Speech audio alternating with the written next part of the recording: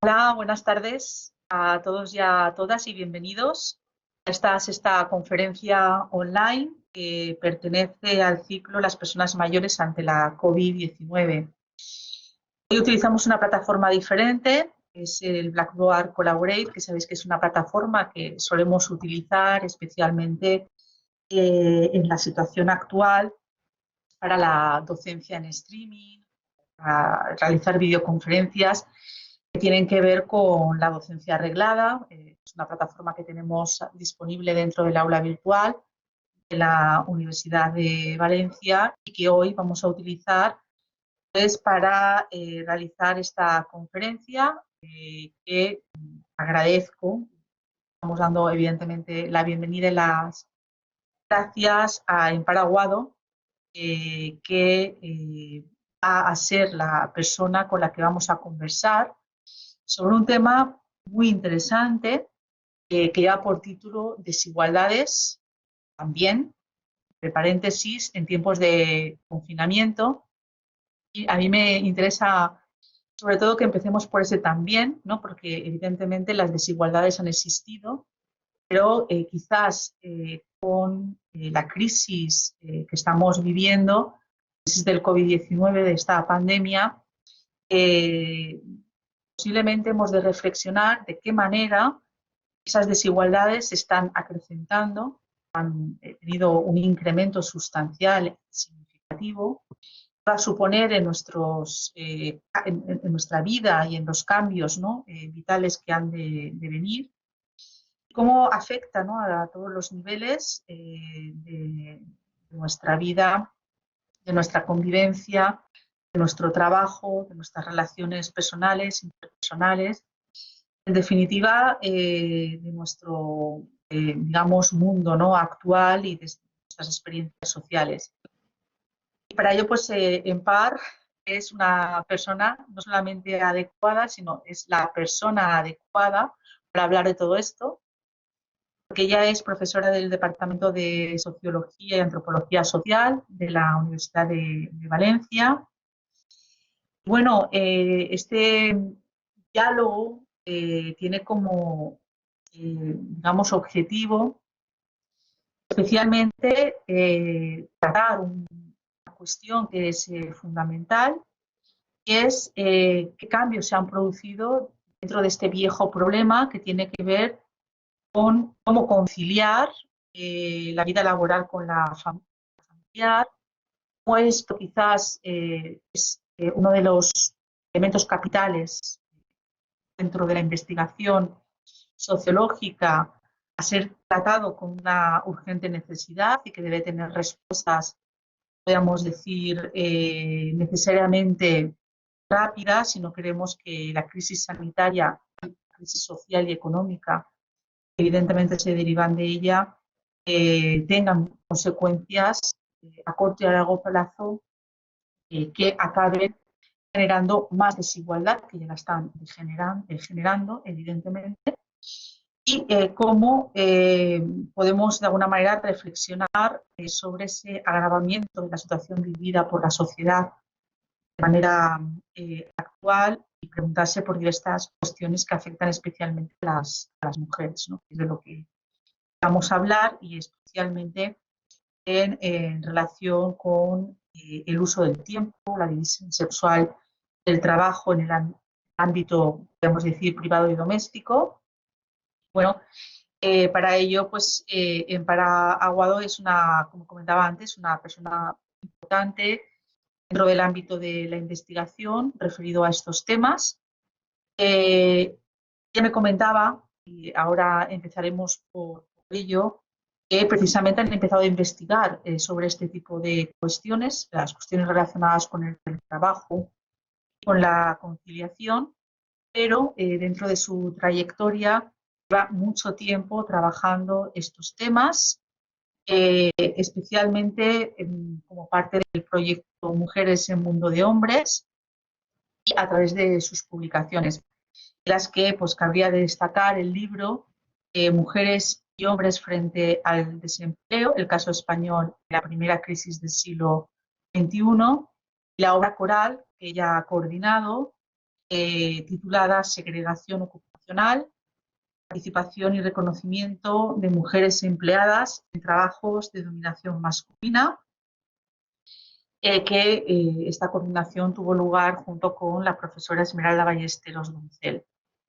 Estos planteamientos que realizan en estos libros, en sendos libros, son importantes como inicio, ¿no?, de la mirada del diálogo que vamos a tener, y a través del que vamos a reflexionar sobre estas desigualdades, los tiempos de confinamiento, tanto en lo que hemos vivido como experiencia en unos meses atrás, pero también cómo esas desigualdades tienen ya datos, ¿no?, estadísticos. Mencionabas antes la EPA, ¿no?, la encuesta de población activa, que ya arroja datos sustanciales de cómo está afectando socialmente y especialmente en el mundo del empleo la crisis de la pandemia de la COVID-19 en el mundo actual.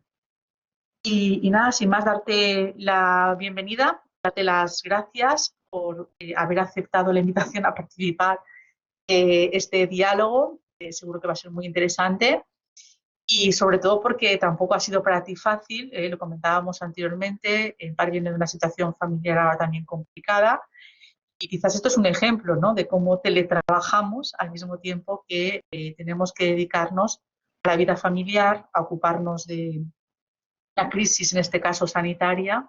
Espero que evidentemente tu padre esté bien y que todo se mejore, y vamos, en este caso tendremos que estar doblemente agradecidos todos los que estamos aquí por el enorme esfuerzo que me consta que has realizado para estar aquí presente. Muchas gracias, Empar.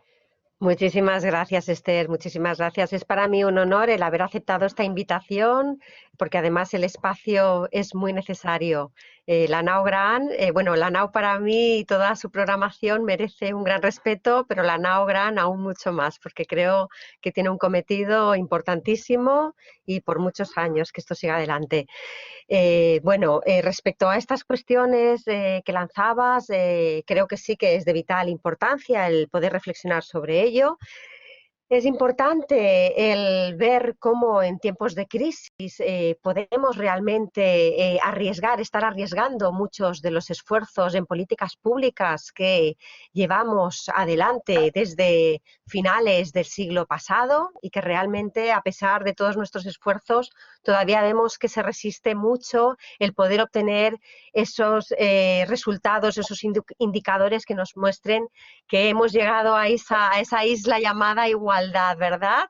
Hablamos de la cultura de la igualdad, pero yo creo que nos equivocamos, que deberíamos de nombrar habitualmente la cultura de la desigualdad, que es lo que hay entre nosotras, si hablamos en femenino plural, ¿no?, ¿verdad?, que podríamos adoptarlo, porque, no sé, los asistentes y asistentas a la clase, pero me juego que hay una buena parte de mujeres realmente asistiendo a esta videoconferencia. Efectivamente es importante el hablar de esto y el hablar de la cultura, y claro, cuando en los inicios de la pandemia realmente vimos un poquito qué es lo que estaba ocurriendo, como no, tuvimos que empezar a tomar cartas en el asunto. El confinamiento era un momento absolutamente necesario para observar qué podía estar ocurriendo, en esos hogares en los que de repente nos estábamos confinando, hombres, mujeres, criaturas con diferentes niveles educativos,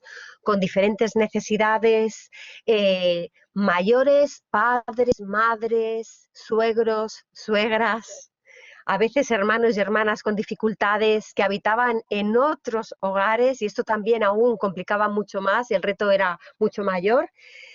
Y en esos momentos pues pensamos que no podíamos dejar de hacer lo que mejor podíamos hacer, sociólogas o investigadoras sociales, es lo que a mí me gusta, es como me gusta autodenominarme, ¿no?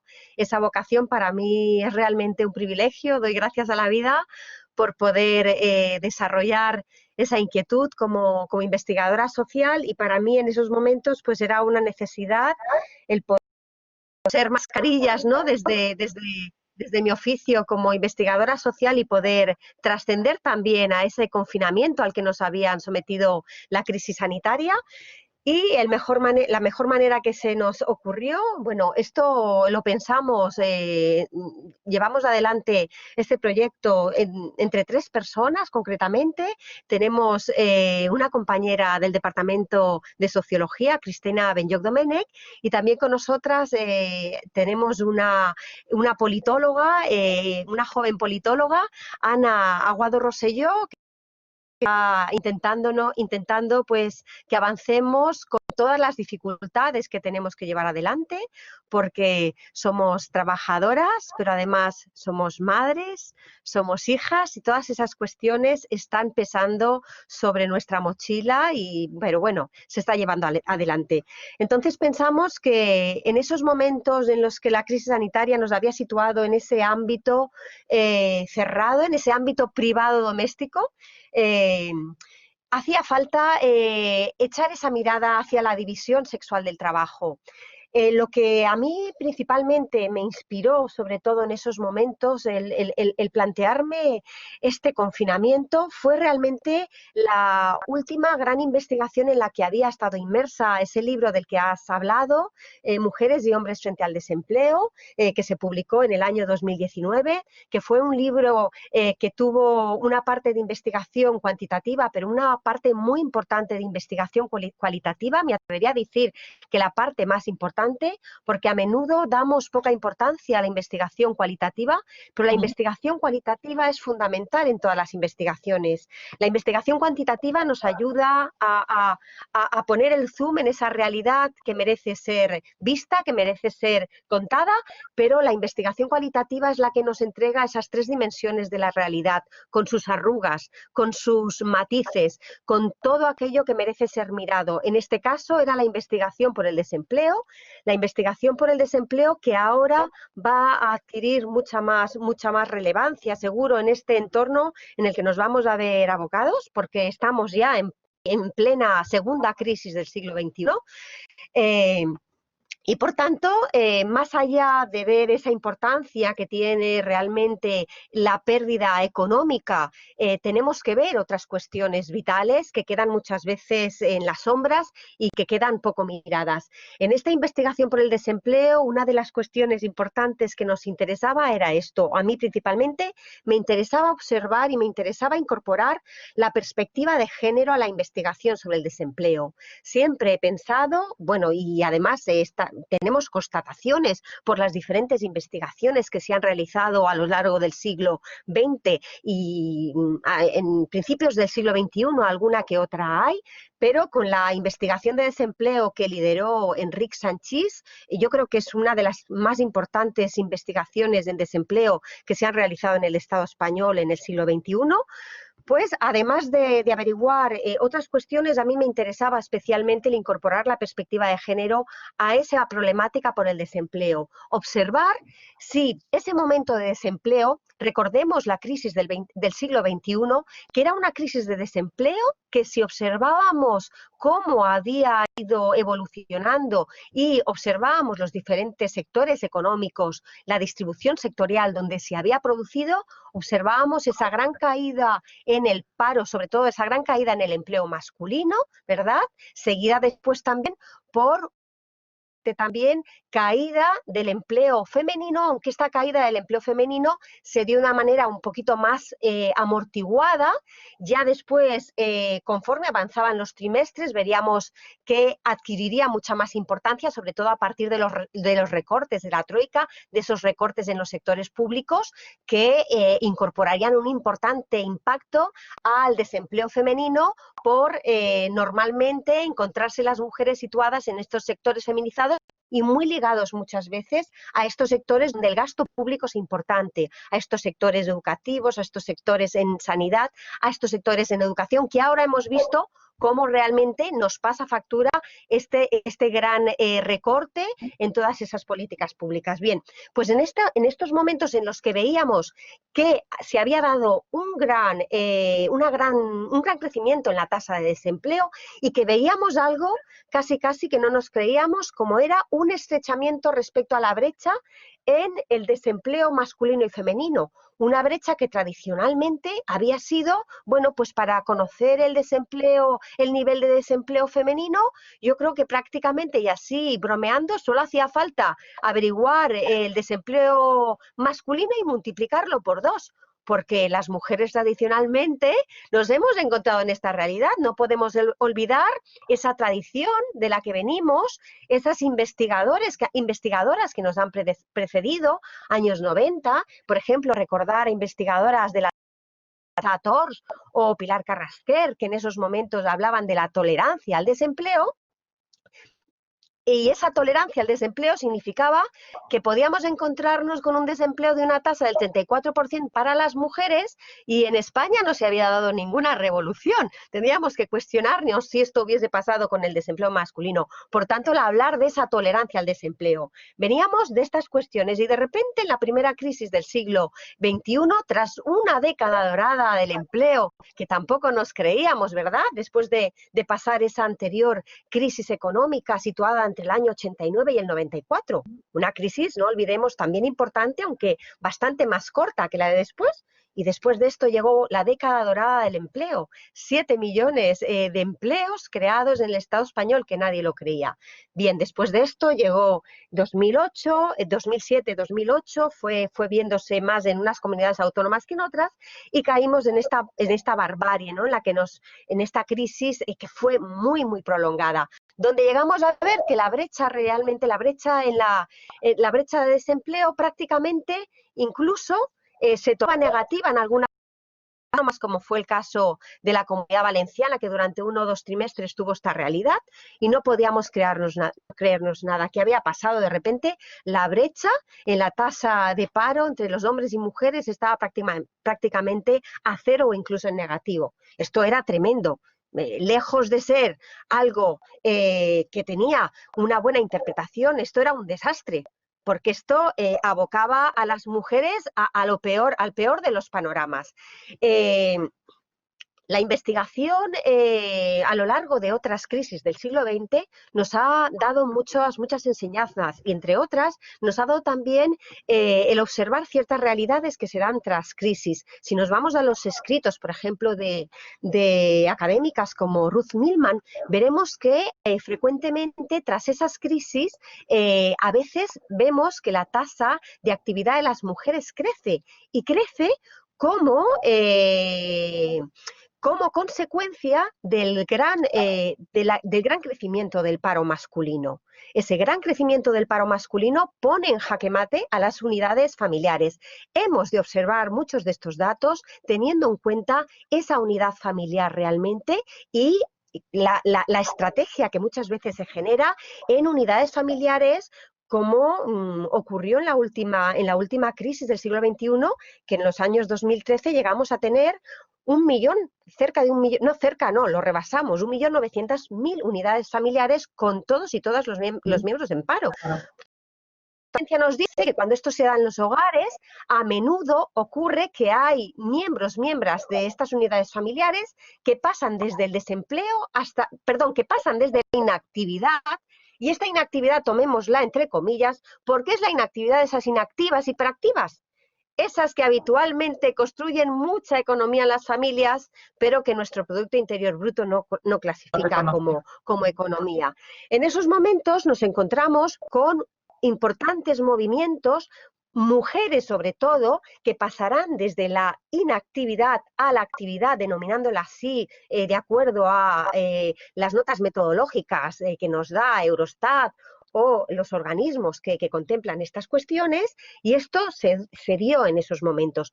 Por tanto, ahí observábamos cómo muchas de estas mujeres se activaban para poder compensar esas economías que habían quedado tan maltrechas. Esta activación de las mujeres, al observar los datos, es importante el observar muchos datos a cruzar. Por ejemplo, las edades nos daban el conocimiento de quiénes eran esas mujeres que se habían activado. Otro hecho importante que veíamos en esa primera crisis del siglo XXI era cómo bajaban las amas de casa al 100%, y veíamos en algunos grandes titulares de los periódicos menos de 1 millón de amas de casa en las unidades familiares españolas. Realmente, bueno, eran amas de casa camufladas, porque ¿quién se cree que esas mujeres que pasaban de la inactividad a la actividad realmente no estaban compatibilizando, por ejemplo, sus trabajos en el sector de la dependencia, en las residencias de la tercera edad, que eran sectores que de alguna manera estaban siendo nichos donde realmente podían algunas de estas mujeres que no tenían experiencia previa laboral y que iban a tener muchas más dificultades, porque si en esta crisis llegaban a tener desempleo del 27%, evidentemente era muy difícil el encontrar un empleo, porque en esos momentos los hombres pasaban de la actividad a la inactividad por el efecto trabajador desanimado, por no encontrar empleo, por después de estar meses y meses buscando empleo no encontrarlo. En cambio veíamos que algunas de ellas no habían tenido empleo previamente, que algunas de ellas no eran las más jóvenes, porque esto al observar los datos de la encuesta de población activa se observaba claramente, como las más jóvenes hasta 25 años, de 16 a 20, de 20 a 25, esos niveles de actividad se habían vuelto negativos, eran las mayores de esa edad, 25, 50, pero incluso un hecho insólito, mayores de 50 años, incluso mayores de 65 años, también daban datos de la inactividad a la actividad. Por tanto, nos encontrábamos con mujeres que en muchas ocasiones habían tenido una estrategia familiar en el más puro ejemplo de familias súper tradicionales, con una división sexual del trabajo muy marcada, en la que ellas las tareas del hogar y él era el denominado ganapán. En esos momentos, frente a estos datos, era muy interesante y muy importante plantearse si este desgraciado hecho del incremento de la tasa de desempleo podía estar dándonos alguna oportunidad, como pudiese ser la deconstrucción de los roles de género. Es decir, sabemos que respecto al ámbito público, esta deconstrucción ya hace mucho tiempo que se está dando.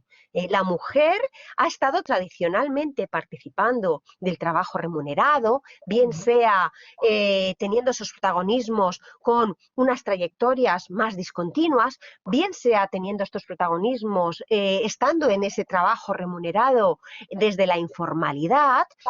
Tradicionalmente estas mujeres de otras generaciones, nuestras abuelas, las madres de nuestras abuelas, ¿verdad?, empezaban muy pronto a trabajar en la fábrica de rafia, en la fábrica de seda, y bueno, quien podía y tenía oportunidad, cuando tenía criaturas, pues cambiaban esos trabajos pagados por los no pagados, o los no pagados los compatibilizaban en la casa, compatibilizando pues ciertos trabajos a domicilio. Bueno, pues aquí nos encontrábamos con este gran reto, ver que en el ámbito público esa deconstrucción ya se estaba dando de una manera importante respecto a la vinculación con una trayectoria profesional más continua en las mujeres desde los años 70, que será un momento en el que podemos situar realmente un cambio de actitud de las mujeres con respecto al empleo, un cambio de actitud en el que realmente la mujer ya no se planteará el si es madre de familia, para poder no renunciar a su empleo,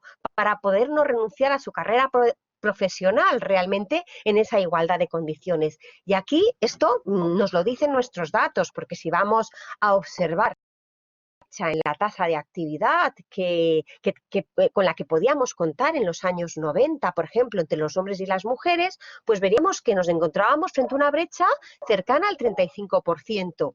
Esa brecha ahora mismo con los datos de ayer, pero los datos de ayer que ya vienen afianzándose desde hace más de 5 o 6 años, se ha reducido a los niveles de 10 puntos. Por tanto, la mujer y la actitud de las mujeres frente al empleo es una actitud totalmente vinculada al empleo. Aquellas mujeres que tal vez no tenían esta actitud, durante la primera crisis del siglo XXI, la han construido porque la primera crisis del siglo XXI ha sido un elemento de activación de las mujeres en primer orden, pero una activación además con muy pocas oportunidades, que esto es lo más crudo de la realidad. Eran mujeres que muchas veces no habían tenido trabajo previo y imaginémonos con las noticias que daba la crisis que escuchábamos en los periódicos, veíamos los grandes titulares: camarero trabaja media jornada 12 horas por 400 euros, ¿no? Lo de la media jornada eran 12 horas porque esta fue la cruda realidad. Por tanto, un elemento de activación, pero un elemento de activación con mucha precariedad. Claro, en esos momentos era importante considerar estas mujeres que han pasado desde la inactividad hasta la actividad y han dado el primer paso y después de la actividad han encontrado ese empleo. Esta mujer que veíamos todas muchas veces en una fotocopistería cuando iba veíamos esa mujer cercana a los 60 años colgando un cartel con las tiritas, ¿verdad? Muchas veces acompañada de su hijo de 30 o 35 que tampoco encontraba empleo y que en cambio ellas eran las que estaban, las heroínas de la Diana, ¿no? Las que estaban realmente echando con la casa adelante. Era una oportunidad de ver qué ocurría. Si ese estar en el empleo, pasar de la inactividad a la actividad, de la actividad al empleo, había dado oportunidades también a que esos hogares reconstituyeran esa división sexual del trabajo. Como decíamos, en el ámbito público ya la mujer ha hecho una gran revolución porque ha hecho todas las revoluciones que tenía que hacer. Los indicadores nos lo dicen, pero todavía la revolución pendiente la tenemos dentro del ámbito privado. Y cuando digo ámbito privado, por eso a mí me gusta hablar de ámbito privado doméstico, nombrando a una gran maestra como es Soledad Murillo, que a finales del siglo XX nos escribía, nos regalaba ese mito de la vida privada, donde ella hablaba de ese mito de la vida privada porque en el ámbito privado, que denominamos privado, el disfrute del tiempo no es el mismo para los hombres que para las mujeres. Lo que en los hombres era un disfrute de su tiempo propio, de su tiempo vivido y privado para ellos, en las mujeres a menudo es un tiempo de negación, es un tiempo de construcción de tiempo para el resto, es un tiempo de construcción de bienestar, es un tiempo de construcción de ese bienestar que nuestras políticas de bienestar, sabemos que tenemos un estado de bienestar muy débil en el Estado español, a pesar de los esfuerzos de las últimas décadas, todavía queda muy corto y donde no llega el estado de bienestar, llegan las mujeres con sus tiempos y con sus trabajos. Y digo con sus trabajos porque los trabajos, en el caso de las mujeres, obligatoriamente siempre han de llevar una S. Aquí debemos ofrecer ese homenaje a esas economistas feministas que pusieron ese tilde en la ruptura conceptual del trabajo, en intentar poner énfasis en la no confusión del empleo con el trabajo, porque el trabajo es algo mucho más amplio que el empleo. Con esa identificación del empleo con el trabajo, lo único que estamos haciendo es fomentar la invisibilidad de esa fábrica que realmente nos salva durante las crisis, porque es en esos ámbitos privados domésticos donde se genera una economía que salva a la familia, donde esas paradas a las que yo entrevistaba en esa investigación del desempleo me decían, bueno, ahora vamos a tener muchas de ellas que eran ingenieras financieras, porque era algo que continuamente nombraban las mujeres en el desempleo a las que yo entrevisté, que uno de los grandes problemas es esa ingeniería financiera, cómo se iba a poder asegurar realmente que ahora que se había pasado de poder tener en la alacena galletas de 4 clases, ahora mismo era difícil hasta tener siquiera unas galletas.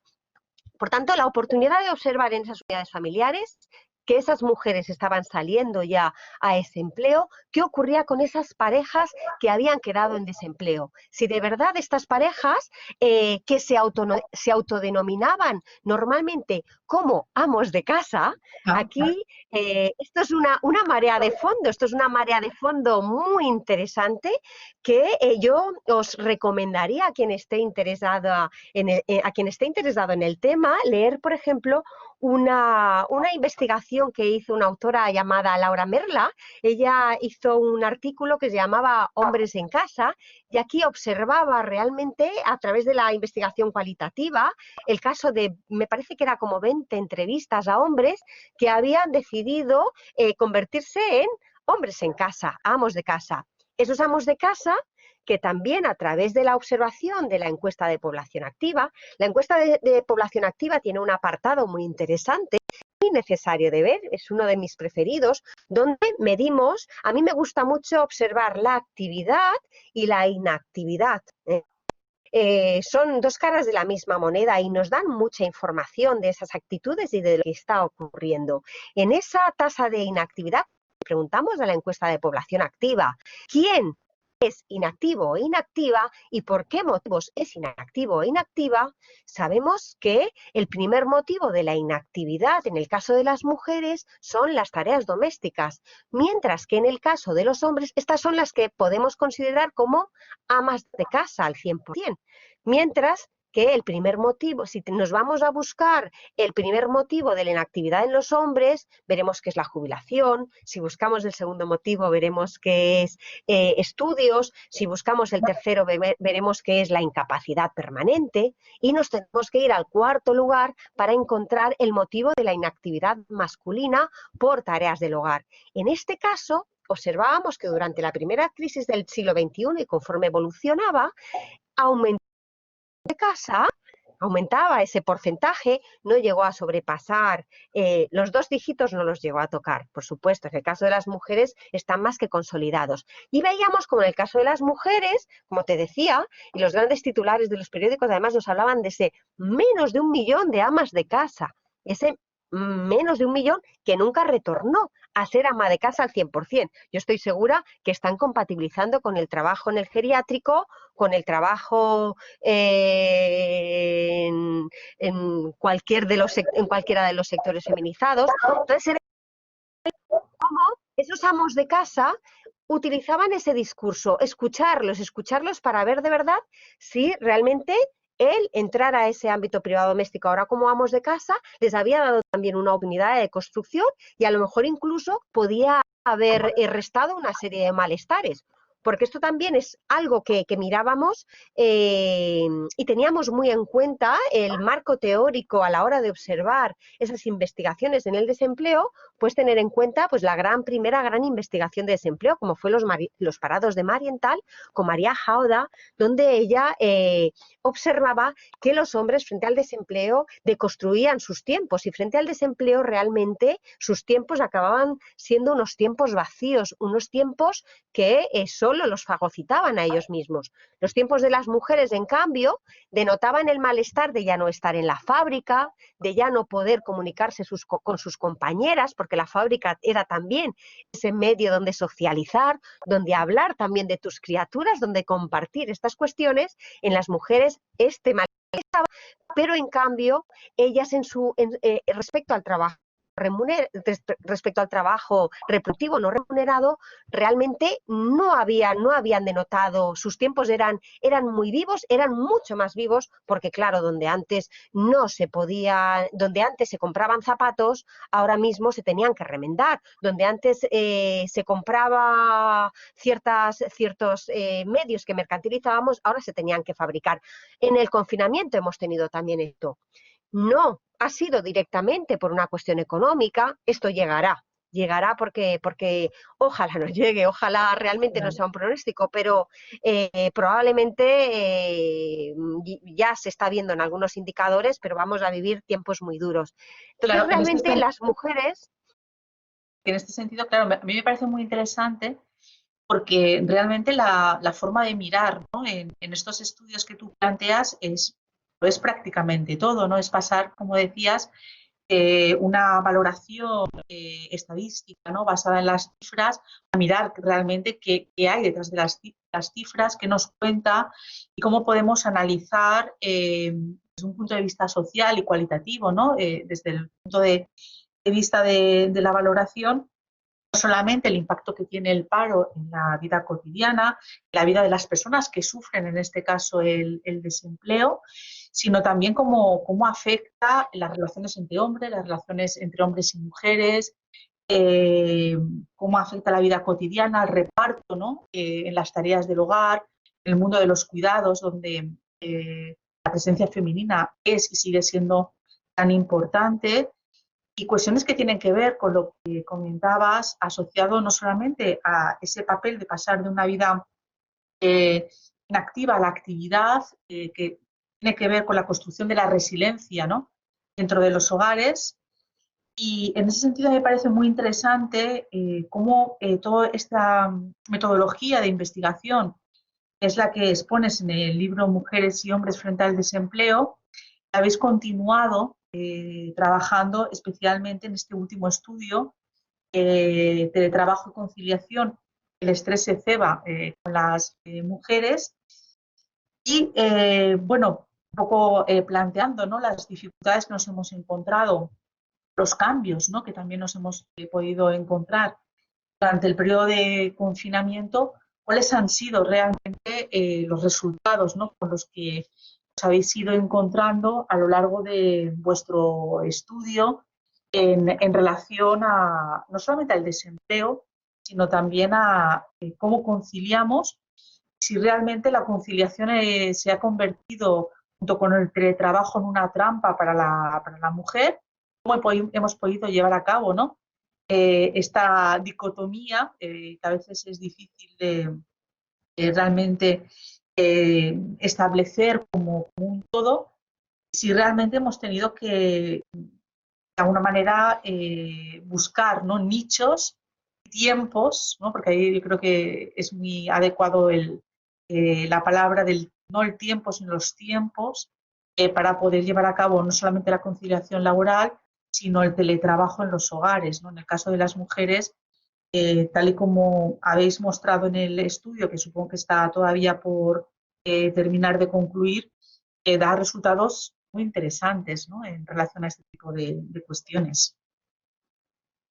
Efectivamente, estamos ahora mismo todavía con el análisis, tendrá que estar acabado para finales de año, pero todavía estamos observando, sobre todo estamos trabajando los datos que lanzamos en una parte. Tuvimos dentro del estudio en el que intentábamos ver qué ocurría en esos hogares donde estaban ahora mismo hombres y mujeres teletrabajando. Bueno, en algunas ocasiones estaban hombres y mujeres teletrabajando, en otras ocasiones algunas de las entrevistas nos encontrábamos con hombres y mujeres que ellas a lo mejor estaban teletrabajando, ellos estaban trabajando, tenían un trabajo presencial porque su actividad económica estaba en estos trabajos esenciales a la sociedad y por tanto salían del hogar. Ahí lanzamos un par a través de dos técnicas. Por un lado, empezamos con las entrevistas de investigación, con las entrevistas cualitativas, telefónicas, evidentemente no podía ser de otra manera, pero bueno, la cosa fue bastante bien y ya el día 2 de abril empezamos con la primera entrevista. La riqueza de nuestro trabajo con el tiempo, con la perspectiva del tiempo, realmente yo lo veo así, la riqueza de este trabajo ha sido el tener estas tomas durante el confinamiento. Tanto estas entrevistas, porque después sí ha habido mucha gente. Esto fue un tema que inicialmente tampoco se le dio demasiada importancia, el tema de que las criaturas quedasen realmente en el hogar. Bueno, pues ya lo iríamos andando, ¿verdad? Pero la verdad es que la cuestión fue problemática. Y conforme fueron pasando los meses, conforme veíamos también que ese confinamiento no acababa y que se volvía más largo, más largo, más largo, esto acabó teniendo una importancia social en las redes desmesurada, ¿no? Y yo creo que justa. Lo que estaba denotando es que la vida cotidiana de las personas tenía un importante y sobre todo la vida cotidiana de las mujeres. Entonces ahí emprendimos por una parte una investigación cualitativa, entrevistas en profundidad con mujeres, entrevistas que he hecho yo telefónicamente a diferentes mujeres de diferentes comunidades autónomas, concretamente 3 comunidades autónomas, Castilla-La Mancha, Comunidad de Madrid y Comunidad Valenciana. Y por otro lado lanzamos también a través de las redes un cuestionario que, para no haber tenido medios ni haber mercantilizado nada, estamos muy contentas porque hemos llegado a superar las 1000 respuestas. Esto realmente, claro, porque nuestro trabajo ha sido un trabajo muy esforzado, no teníamos ningún tipo de financiación, por tanto no podíamos ir a ninguna empresa de Moscopy, ningún panel, y estas cuestiones pues son difíciles a la hora de, porque además todo este trabajo se estaba realizando a la vez que se estaban realizando nuestras clases virtuales, nuestra atención a los hogares y por otro lado estábamos inmersas en esa realidad realmente. Bien, ¿cómo fue realmente cuál fue el perfil de la muestra que hicimos con respecto a esta muestra cualitativa? Porque fue un perfil que realmente tenía un sesgo. Hay sesgo tanto en la muestra cualitativa como en la muestra cuantitativa. Ahora te explicaré un poquito qué quiero decirte con esto. Respecto a la muestra cuantitativa, se observó que había un importante sesgo de género. Y este importante sesgo de género habla por sí mismo, no es casual. Un importantísimo porcentaje de las respuestas se producía por parte de mujeres, que eran las que necesitaban, incluso en algunas de nuestras entrevistas, las entrevistas que se hicieron, recuerdo concretamente una de las entrevistas realizadas a finales de abril, me parece que fue, que esta entrevistada me decía: yo rellené vuestro cuestionario, pero estoy arrepentida porque si ahora volviese a rellenar este cuestionario no contestaría en absoluto lo que contesté en esos momentos. Y aquí me explico lo que encontrábamos. Lo que encontrábamos era que habíamos en ese confinamiento pensando que iba a ser un confinamiento que iba a durar una semana, que iba a durar 2 semanas, que podía ser una oportunidad para la armonía familiar, para poder disfrutar de tener a esos adolescentes secuestrados en casa, ¿verdad? Durante 2 semanas a veces, o disfrutar de ese tiempo que habitualmente en las familias muchas veces no se disfruta porque hay exceso de actividades extraescolares, hay exceso de vida pública, pero realmente cuando esto se cayó no fue una semana, no era una semana, no eran 2 semanas y hacía falta compatibilizar ese trabajo remunerado con el trabajo no remunerado, la carga en los lomos y sobre todo la carga en los lomos de las mujeres fue acentuando este conflicto que existía realmente en la vida cotidiana y que existían las familias y específicamente mucho más en las mujeres. Respecto a lo que te quería comentar del sesgo que vimos en la muestra cuantitativa, que ahora, como te he dicho, se están cruzando un montón de variables para poder, porque era muy extensa, esto nos da mucha riqueza a la hora de observar muchas realidades, pero también nos está llevando mucho trabajo a la hora de poder sacar todas las lecturas que puedan extraerse de ella. Por otro lado, la muestra cualitativa, ¿qué sesgo tenía? La muestra cualitativa tiene un sesgo respecto a que es una muestra que son mujeres madres. Por un lado, teníamos claro que el perfil de las personas a las que queríamos entrevistar tenían que ser mujeres que en un ciclo de vida donde la presencia o la necesidad de los cuidados fuese importante, que tuviesen criaturas como máximo hasta y a poder ser un poquito mejor, porque es ahí donde realmente el reto estaba presente. Por tanto, nos encontrábamos con mujeres jóvenes, con mujeres, si hablamos de esa franja de edad, era ese corte, esa cohorte de mujeres realmente que se supone que tienen familias más igualitarias, porque además pensábamos que íbamos a encontrar familias mucho más igualitarias, porque además otro de los sesgos que teníamos en esta construcción de esta muestra es que eran mujeres profesionales, mujeres respecto a su nivel educativo, de un nivel educativo superior y en algunas ocasiones muy alto. De esta muestra tenemos una submuestra de académicas. También era muy interesante observar la submuestra de las académicas porque nos encontramos realmente con un montón de datos muy descorazonadoras. Veíamos cómo aparecían esas publicaciones, cómo nos encontrábamos con la publicación de los sexenios y qué ocurría con esto. Esto lo han estado analizando diversos equipos de compañeros y compañeras y veíamos los datos que había. Veíamos cómo aparecían esas noticias que nos decían que realmente la llegada de artículos eran masculinos y que la brecha que habíamos intentado reducir de repente se había vuelto tremenda, se había vuelto imposible de cerrar. ¿Qué ocurría con estas mujeres a las que entrevisté? Que además eran mujeres profesionales, no sobrecualificadas ocupando una profesión menor, sino la mayoría de ellas ocupando un nivel profesional alto y además bastante reconocido. Por tanto, al encontrarme con la diversidad de discursos con los que me encontré, realmente nos vimos obligadas a publicar unos resultados preliminares que quisimos regalar en este medio abierto, ¿verdad? Que es de Conversation, que efectivamente, de Conversation, que es, no sé si alguien quiere poner ahora después o si no facilitaremos a través del chat, por ejemplo, la noticia por si alguien la quisiera consultar. Entonces, pues nos vimos con esa necesidad de compartir esos resultados preliminares que ya empezaban a fluir conforme iban avanzando esas entrevistas cualitativas. Y aquí, bueno, podemos hablar... Que me interesa muchísimo y es, claro, la mirada que ofreces, que me parece muy novedosa, es en principio cuestionarse, ¿no? La hipotética conciliación familiar y laboral. Todos pensábamos que iba a ser posible, evidentemente, teletrabajando o realizando un trabajo, ¿no? desde el hogar y que podía permitir una mayor conciliación laboral.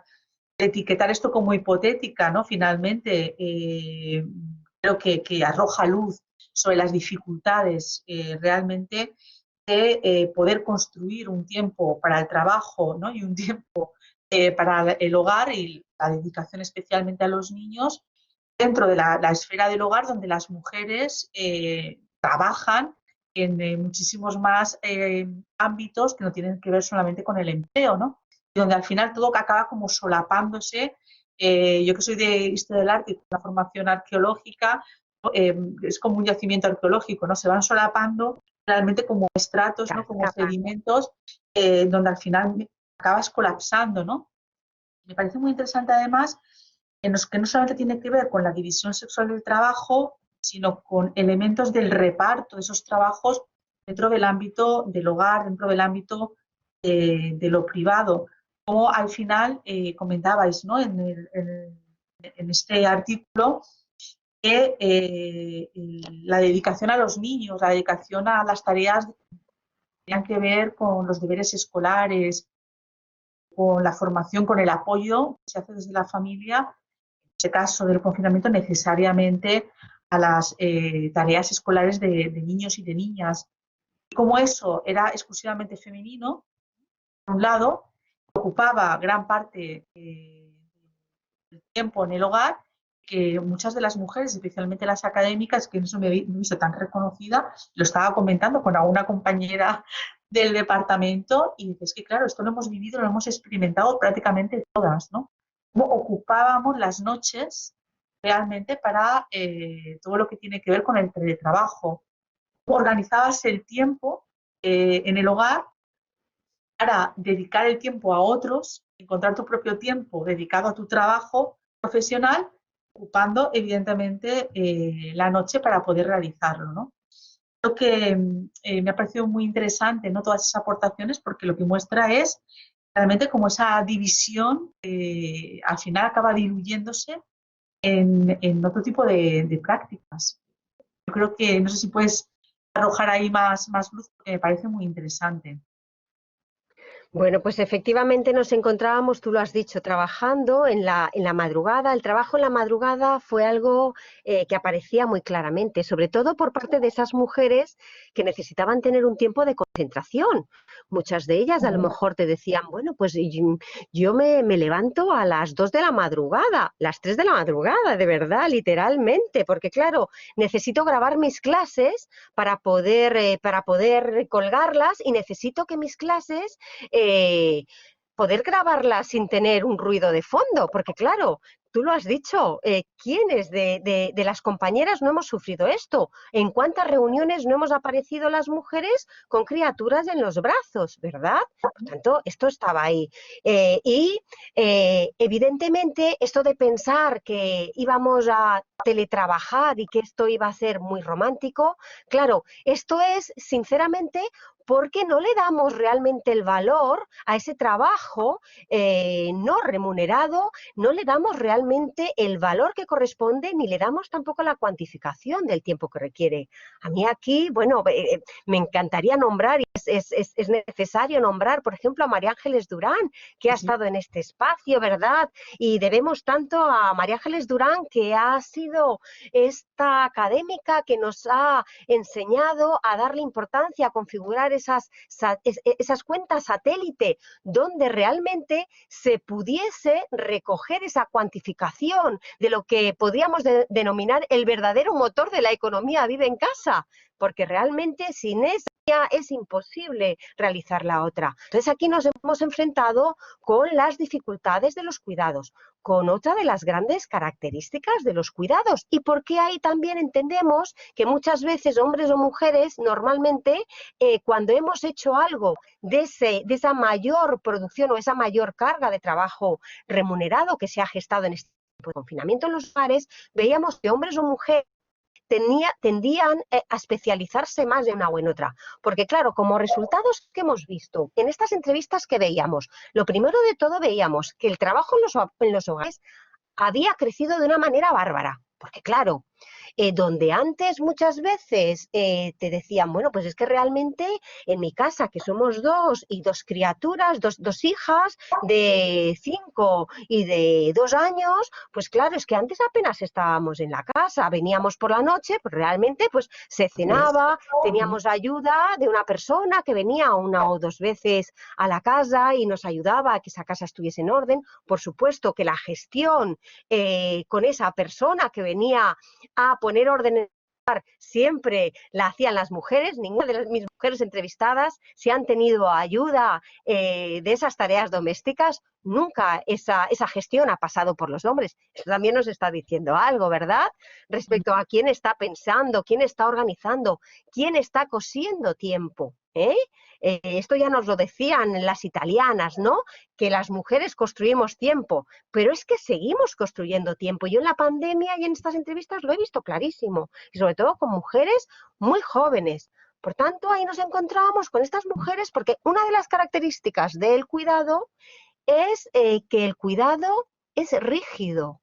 La necesidad del tiempo de cuidado no es como la necesidad de tiempo para poner una lavadora. Una lavadora la pones cuando todo el mundo está durmiendo y a eso funciona, o el lavavajillas, ¿verdad? Lavavajillas es un elemento en el que se especializan mucho los hombres, ¿eh? Y en las lavadoras también se han especializado mucho los hombres durante esta pandemia, esto lo veíamos mucho también, porque claro, ¿qué ha pasado con ese crecimiento de necesidad de trabajo en los hogares?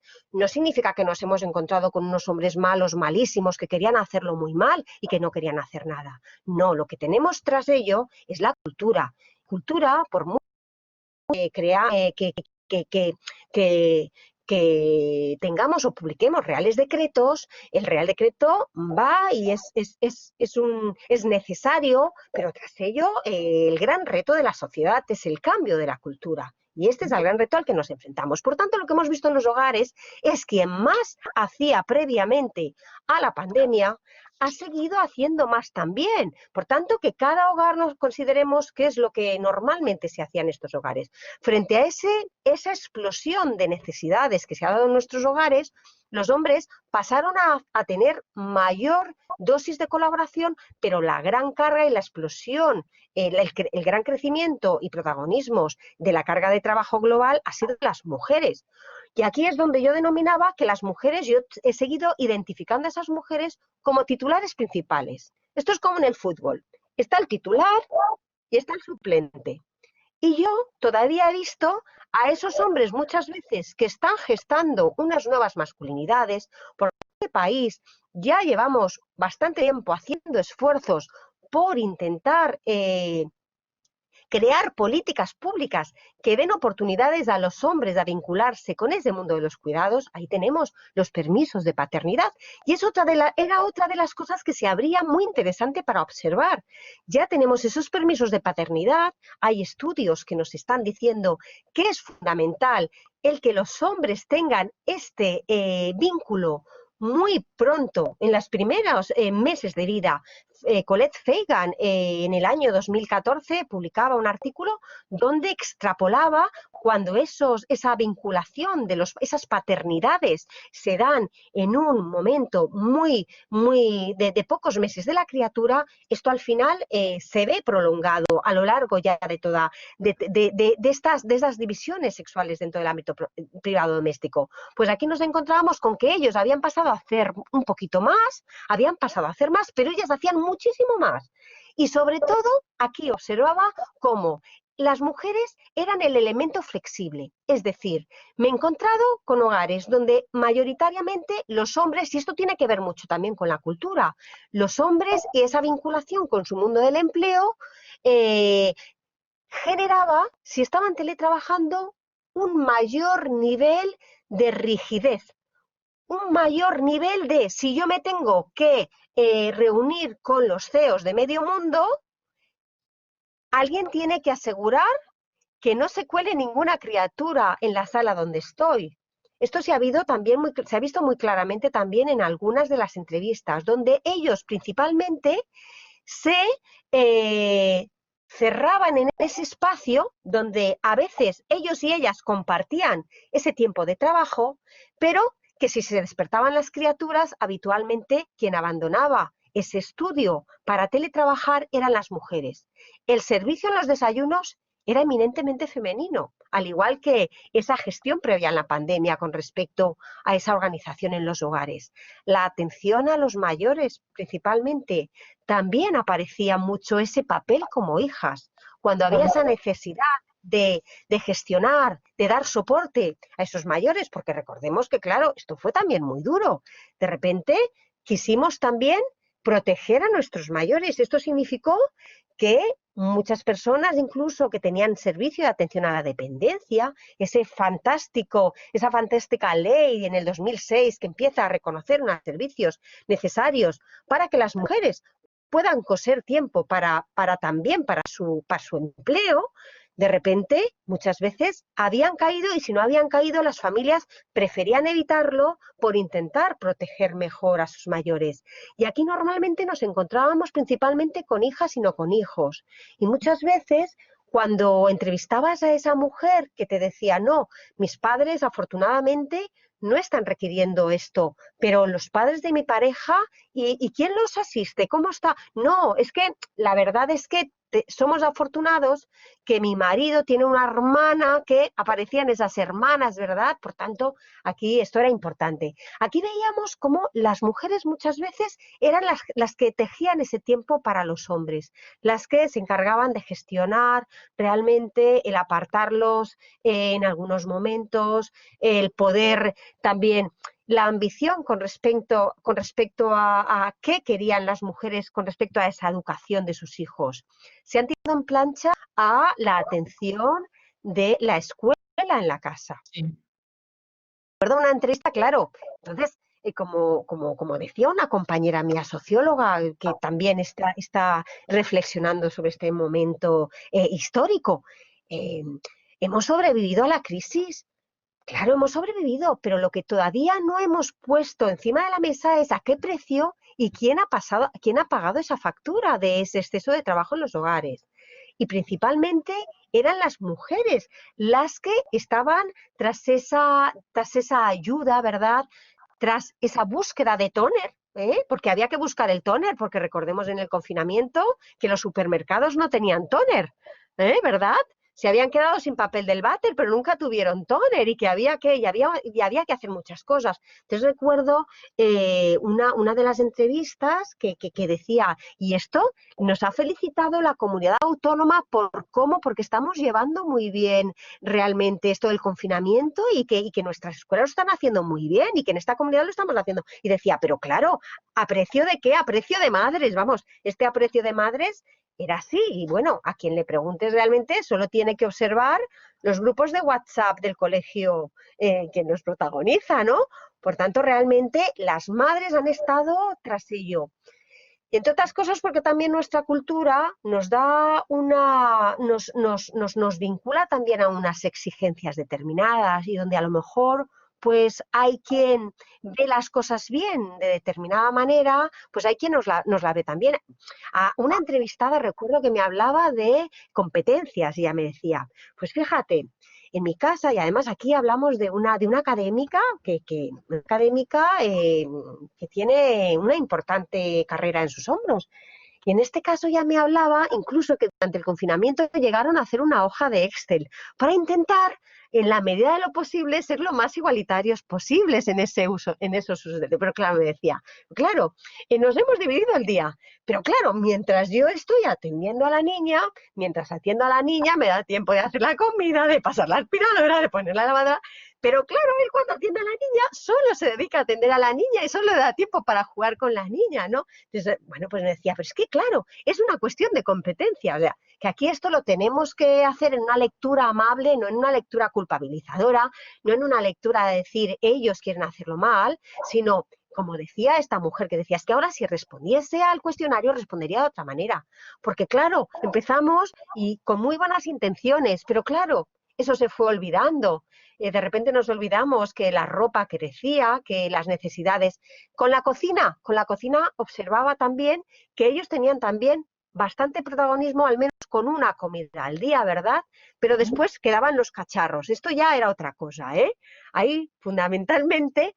Entonces, bueno, pues fueron unas cuestiones muy interesantes. Con respecto a las mujeres y la sensación que tenían en sus vidas, cómo se encontraban, porque les preguntábamos cómo se sentían. Nos encontrábamos con muchas mujeres exhaustas, con muchas mujeres que tenían la sensación de estar continuamente trabajando, porque como su trabajo no se concentraba en ese horario, muchas veces decían, pues mi pareja es que tiene el horario, mi pareja tiene un horario y a las 8 tiene que estar delante de la pantalla, entonces a las 5 acababa. Pero claro, ellas eran el elemento a veces flexible. Entonces, claro, este elemento flexible también llevaba otra consecuencia y era que me siento obligada a estar siempre conectada, a tener esto siempre conectada por si el jefe o la jefa me pide algo, porque claro, yo aquí veía un efecto de demostración, que esto es muy dado en las mujeres, ¿no? Cuando entran mujeres a sectores masculinizados, es muy dado que se dé el efecto de demostración. El que tú como mujer que estás en un sector masculinizado te veas obligada a demostrar mucho más que el resto de compañeros varones y que esto acabe, pues eso,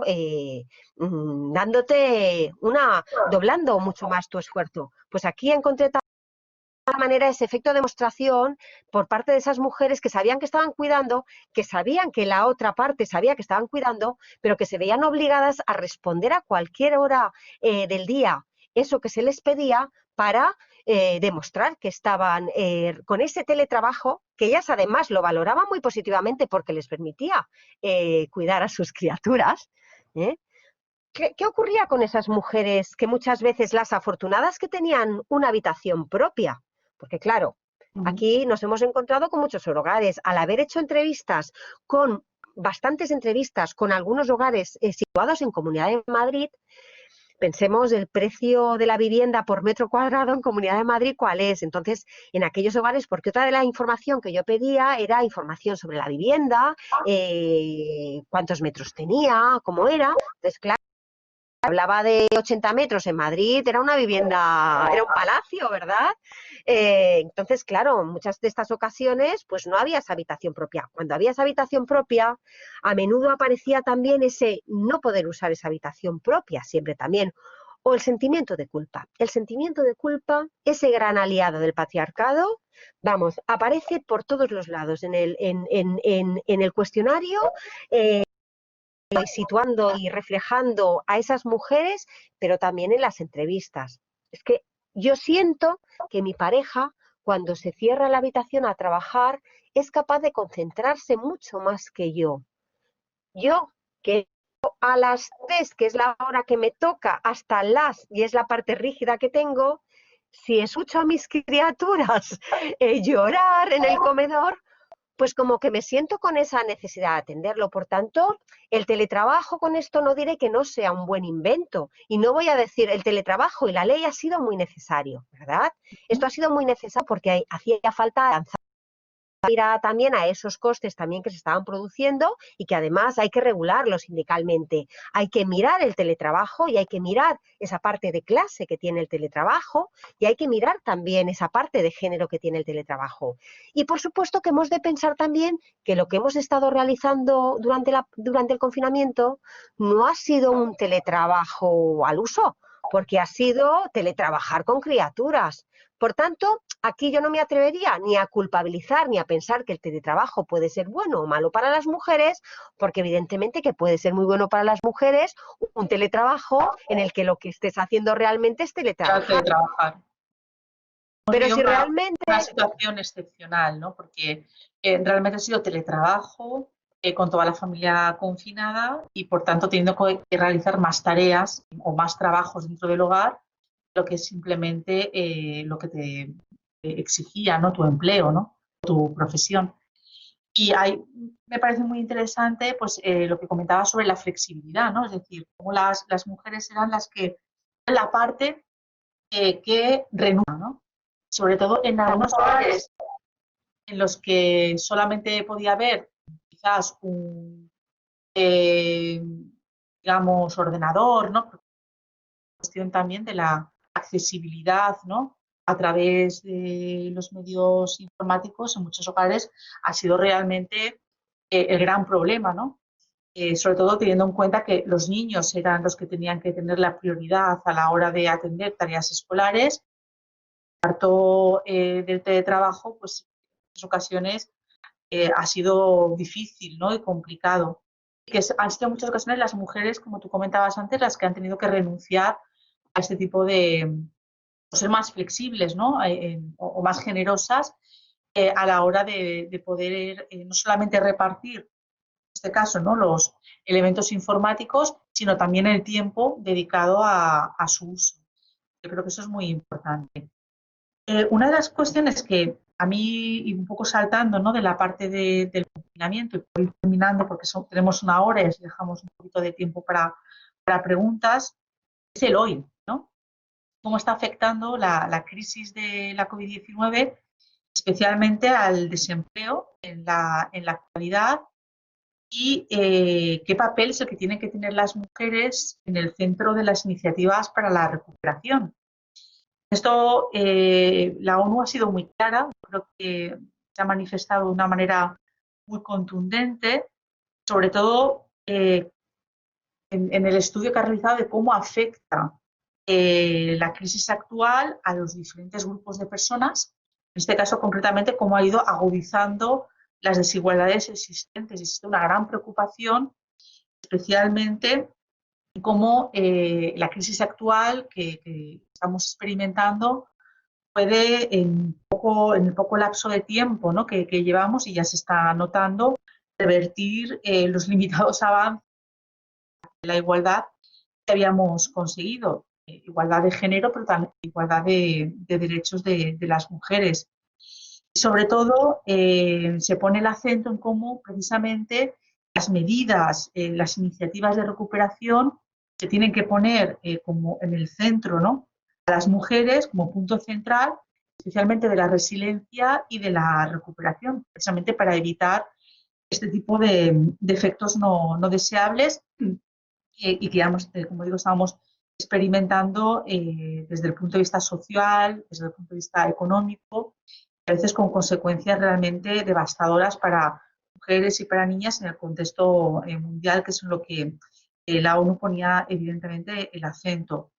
Primero porque existen una gran cantidad de empleos remunerados y sobre todo también porque el trabajo, lo decías antes, ¿no? El trabajo de los cuidados no remunerados de las mujeres ha aumentado de manera exponencial debido, pues bueno, durante el confinamiento al cierre de las escuelas, a la mayor necesidad de cuidados también y de atención a las personas mayores y cómo esto puede tener pues una, digamos, consecuencia nefasta, especialmente en revertir esos derechos de las mujeres y afectar pues, de manera negativa las oportunidades que ellas puedan o han podido ir teniendo y son avances que se pueden perder, ¿no? De manera prácticamente inmediata.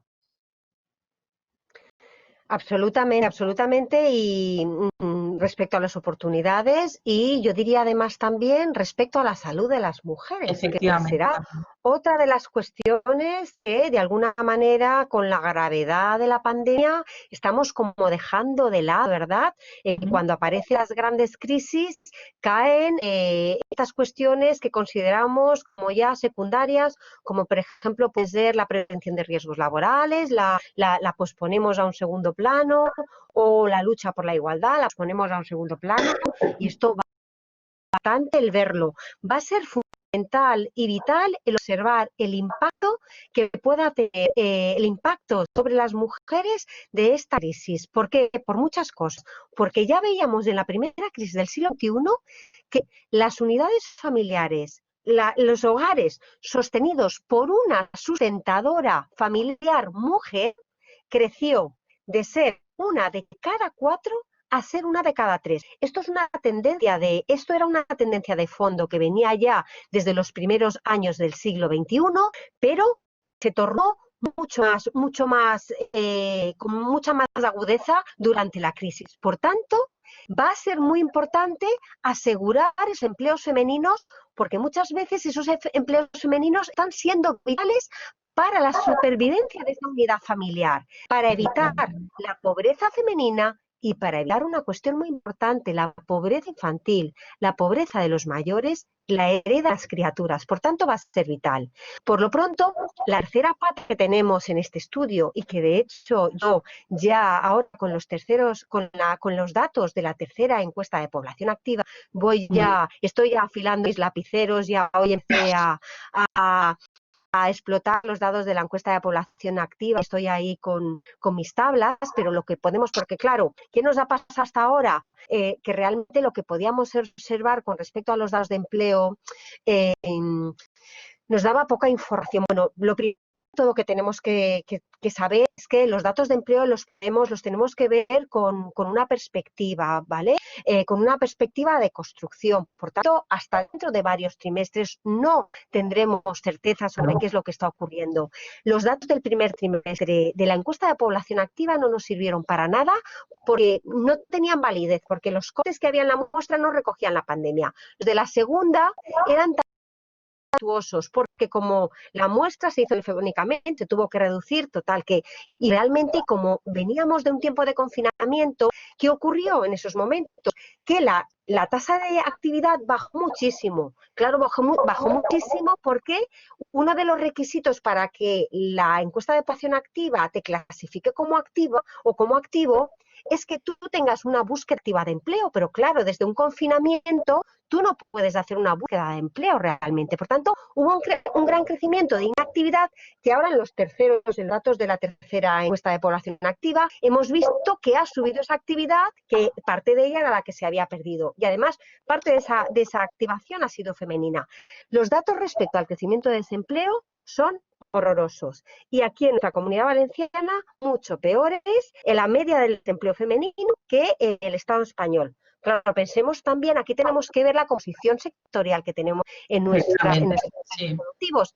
Y yo ahora creo que es muy importante hacer énfasis que a la hora de ver o hacer la lectura de esa tasa de desempleo, que la vamos a ver en términos globales del 14 o del 16, que pongamos el énfasis en preguntar el nivel de la tasa de desempleo femenina, porque ya vemos que se ha dado un fenómeno que yo denominaba, en mi primera investigación yo denominaba la convergencia divergente, y era que habíamos convergido en reducción de la brecha de la tasa de desempleo y eso iba a abrirse en cualquier momento. Y ahora ya estamos abriéndola, estamos ya a una horquilla de 5 puntos de diferencia. El desempleo en los datos de esta tercera encuesta de población activa para la Comunidad Valenciana está siendo ya para las mujeres del 20%. Por tanto, ahí se produce también esto es algo importante. También que yo creo que o que es interesante remarcar, es que por un lado, durante todo este periodo, sí que se ha experimentado una sobrecarga también del trabajo sanitario, de los servicios esenciales, sobre todo evidentemente porque en el ámbito de la sanidad el empleo femenino es un sector muy feminizado. Sí, creo que las cifras rondan prácticamente por el 70%, ¿no?, de las personas que se dedican al empleo sanitario a nivel mundial, pero especialmente también nacional, son sectores que tienen que ver con el empleo femenino.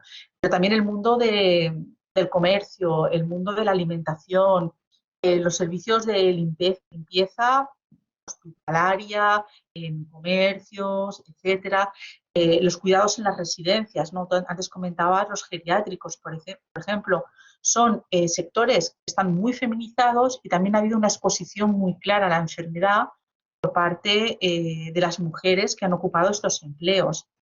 Es un elemento que yo creo que, no sé si nos ha estudiado con profundidad, sí que hay creo que un estudio del Instituto de la Mujer que pone precisamente el acento sobre este tipo de cuestiones que se reconocen o se han reconocido como empleos que se han llamado imprescindibles, ¿no?, durante todo el tiempo del confinamiento, el trabajo en los hospitales, el trabajo en los supermercados, el trabajo reponiendo los alimentos, etcétera, ¿no?, esas heroínas, ¿no?, de la pandemia, pero que finalmente pues no, no se acaba, ¿no?, de ver de manera clara qué es el papel que han tenido, cuál es la protección adecuada que deben tener en la realización de sus empleos, en muchas ocasiones sin la posibilidad de volver a sus casas.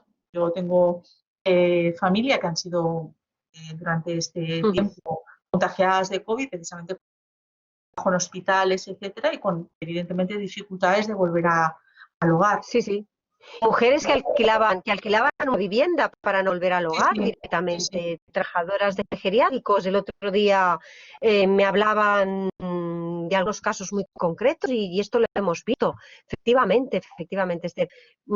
Y por otro lado, dentro de estos estudios, ¿no?, que comentabas ahora, bueno, las expectativas de futuro, veo una situación realmente muy complicada porque dentro de ese cambio que tú comentabas entre la crisis la primera crisis de 2008, ¿no?, del siglo XXI, la crisis, ¿no?, que evidentemente va a llegar si no estamos ya inmersas en ella, hay un problema y es que en ese paso que se produjo en un momento, tú lo comentabas antes, entre las mujeres que durante un tiempo se mantuvieron inactivas y pasaron a tener cierta actividad laboral, esa actividad son actividades de trabajos muy precarios, ¿no? Trabajos precarios o de pobreza laboral, podríamos decir, afecta especialmente a trabajos de sectores altamente feminizados. Hemos comentado pues, el comercio, pero podríamos incluir la hostelería. Uno de los sectores que, en el caso de nuestra comunidad autónoma, es lo que se está poniendo en evidencia, es el sector del turismo. Es un sector que va a caer de una manera radical, creo que se planteaban, ¿no? Se espera una caída de empleo al menos del 70% y va a ser una caída que va a repercutir especialmente en ese trabajo de la mujer, que es un trabajo que en el mundo del turismo es precario también, porque en muchas ocasiones, sobre todo cuando hablamos, por ejemplo, de guías turísticas, son mujeres, ¿no?, las que realizan ese trabajo. Esto lo podríamos extrapolar también al mundo cultural. El mundo cultural que también se está viendo claramente afectado y que se va a ver afectado, donde también el trabajo es un trabajo muy precarizado y donde también está muy feminizado y que va a ser uno de los elementos que va a tener una repercusión en el desempleo, yo creo que más grave, ¿no?, que va a afectar especialmente a la mujer.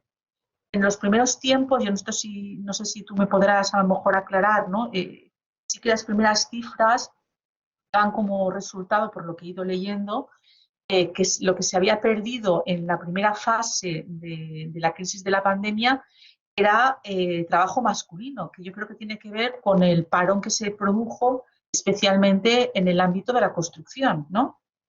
Sin embargo, parece que ahora se está poniendo de manifiesto, ¿no?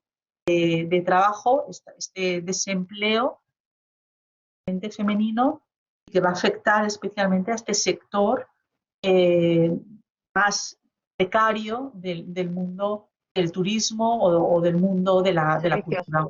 Sí. Sí, efectivamente, el sector servicios, de hecho, si miramos los datos que hay, nos encontramos con la gran pérdida es para el sector servicios, seguida del sector industrial, pero la pérdida en puestos de trabajo del sector servicios es bárbara, tremenda, de 6 cifras, mientras que la pérdida del sector industrial me parece que es de 5 cifras. Tendremos que observarlo y de ahí la importancia, Esther, porque más allá de coyuntura ahora mismo de las cifras, hemos de extraer también la lectura que estas cifras nos están dando para poner énfasis en esas políticas públicas que todavía son tan necesarias para deconstruir la segregación ocupacional. A la hora de interpretar esas brechas que se producen en indicadores entre hombres y mujeres que nos llevan una fotografía de mucha mayor precariedad de las mujeres, tras ello tenemos una especialidad de mujer en esos sectores feminizados, hombres en sectores masculinizados, que realmente se ha deconstruido poco en las últimas décadas. Si examinamos, bueno, de hecho, de mis trabajos, una de mis publicaciones que la gente puede ver en abierto, porque si entráis a ResearchGate, yo suelo colgar ahí casi todos los trabajos en abierto, y uno de esos trabajos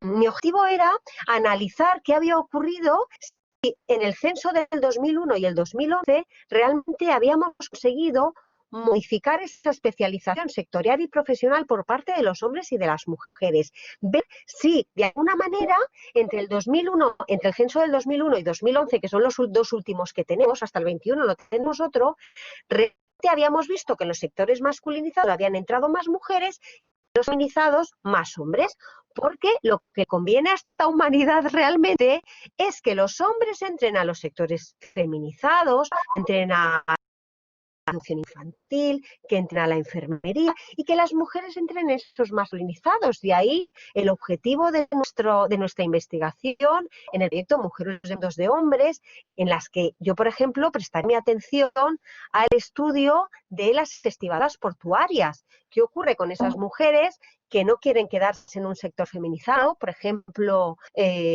como trabajar en un geriátrico, con los convenios colectivos precarizados que tienen, sino que quieren ir a la estiva portuaria, donde sabemos que van a poder trabajar menos, ganar mejor y asegurar mucho mejor el pan de sus familias? Bien, pues aquí todavía nos encontramos con unos datos muy, muy desoladores. Y esto es el gran cambio que debemos de realizar, y para esto requerirá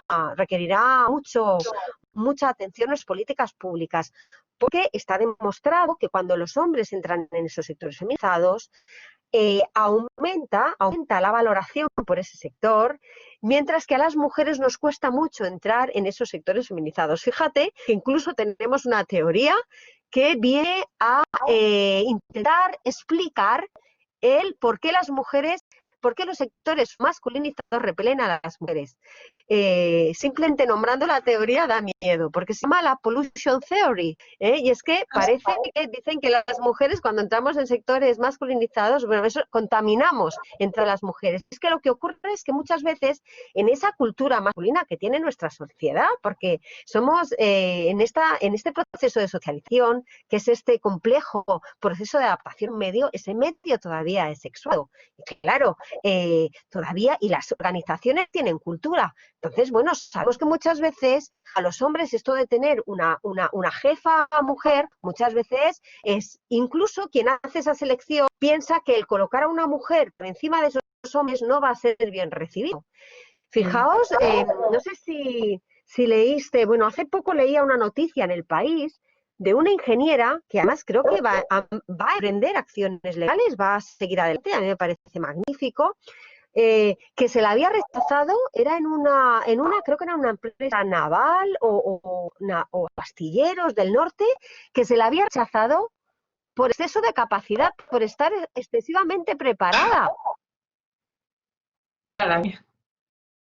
Sí, sí, sí. ¿Cuándo hemos visto esto? No sé cuándo a los hombres se les rechaza por estar excesivamente preparados. Por tanto, aquí tenemos importantes políticas públicas para ver porque claro, esto no es una broma. La cantidad de dinero en políticas públicas que nos estamos gastando para conseguir la igualdad, la cantidad de dinero que invertimos en educación y lo bien que las mujeres lo aprovechan, la sociedad no puede permitirse esta tubería que gotea talento femenino continuamente.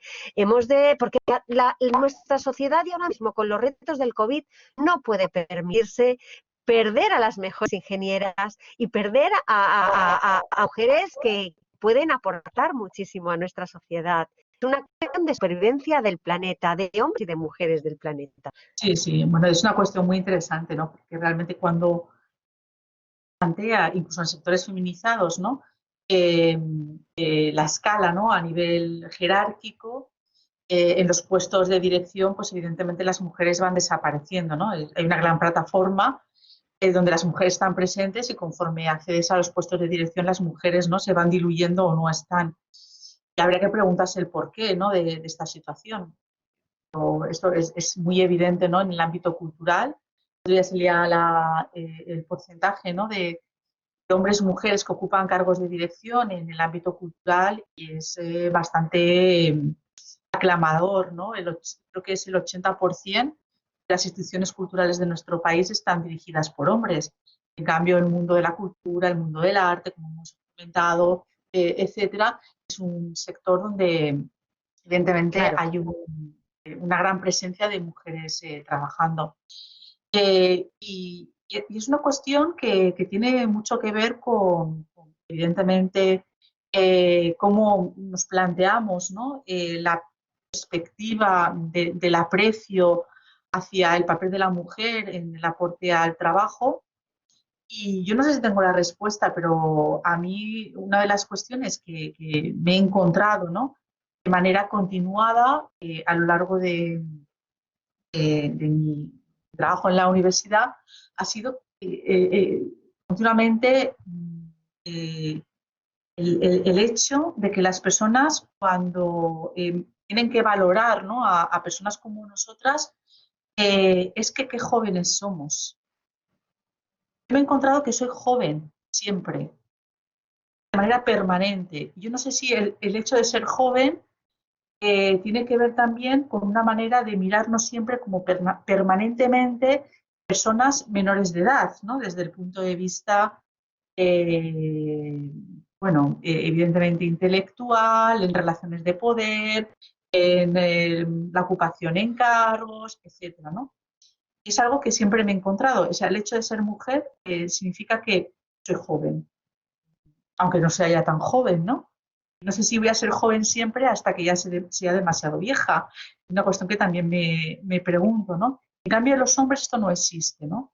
Los hombres alcanzan una madurez, que es como el momento en el que son reconocidos, pero es que nosotras nunca alcanzamos esa madurez. O sea, pasamos directamente de ser permanentemente jóvenes a ya, digamos, no ser útiles, ¿no? Para la sociedad.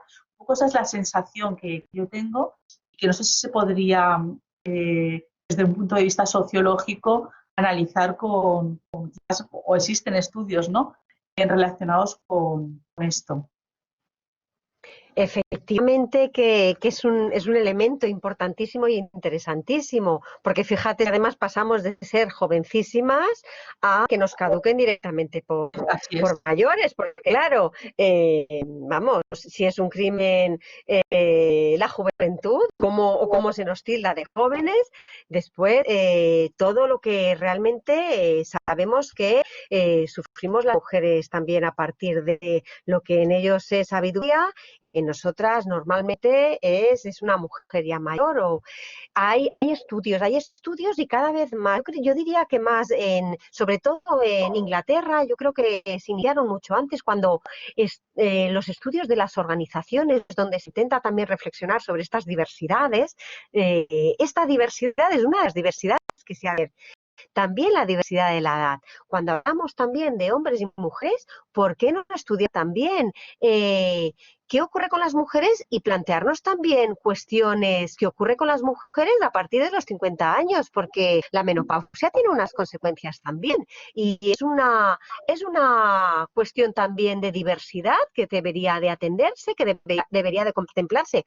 Pero claro, las mujeres, esto de llegar a la menopausia, vamos, es que como un crimen. Es como cuando vas a hacerte una mamografía, te preguntan todas las preguntas que te han de hacer y te dicen, ¿tienen ustedes arreglos? Y entonces, bueno, a mí esto de la palabra desarreglos es algo que siempre he llevado muy mal, porque dices, hombre, llamarnos desarregladas cuando realmente nuestro cuerpo está cumpliendo con todos los. Entonces, es todo, ¿no? Bueno, por supuesto que en el mundo del arte, ¿qué vamos a decir de esta invisibilidad y la gran injusticia de las mujeres? Y las mujeres artistas, con todas las dificultades que han tenido y el poco reconocimiento. Afortunadamente, cada vez más tenemos a esas mujeres que están emprendiendo, aunque sea por Vercamis, ¿no? Yo recuerdo a Ángeles Caso, que yo fui mecenas de esta obra, ellas mismas, ¿recuerdas? Y bueno, la ilusión que tenía cuando de repente un día llamaba al cartero a mi casa y me traía esa magnífica obra de ellas mismas, en la que se estaba recuperando la genealogía de grandísimas mujeres que no están colgadas en el Museo del Prado, que no están colgadas en el Reina Sofía, que están todavía. Y aquí tenemos una grandísima revolución todavía. Esas capas de las que tú hablabas, hay tantas capas y hay tanto trabajo por hacer, y donde yo creo que tenemos reto y algo que no podemos postergar, y lo tenemos además contemplado en nuestro magnífico tercer plan de igualdad de la Universidad de Valencia, es en la incorporación de la perspectiva de género en la docencia universitaria. Sí. La docencia universitaria es fundamental, revisar los contenidos, revisar cómo se nombra esa bibliografía, revisarlo todo se ha de revisar, porque a todo se le ha de aplicar esa perspectiva de género, que no se tiene que parar simplemente en la dimensión sexo, sino también debería de descender también a otras, ¿verdad? Esa interseccionalidad, también la clase y demás, pero que es un absoluto reto que yo creo que en los últimos tiempos cada vez pienso que vamos a encontrarnos con ese emprendimiento. Y ese emprender, esa perspectiva de incorporación a la docencia, es de alguna manera luchar también contra esa segregación ocupacional. Hay gente que ya ¿Sí? empieza a comentar, a realizar preguntas a través del chat. Animo al resto de los que están escuchándonos, ¿no?, que nos pregunten a través del chat. Y comentaba, bueno, que te agradece la conferencia, que le parece muy interesante, y decía como no, la realidad es que el teletrabajo para el hombre es como una puerta blindada, mientras que la mujer la tiene entornada y pendiente de todo, ¿no? El teletrabajo entendido no durante el tiempo de confinamiento, que ha sido parte de la conferencia, pero que tenía unas coordenadas muy claras, ¿no?, en vuestro estudio, sino ese teletrabajo, podemos decir, entendido de una manera correcta, ¿no?, el poder trabajar desde casa, poder realizar ese tipo de tareas.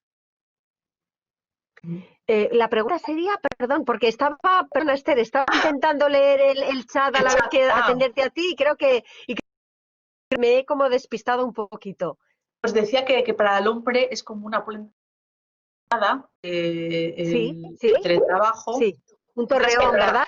Sí, mientras que para la mujer todavía la tarea pendiente, ¿no?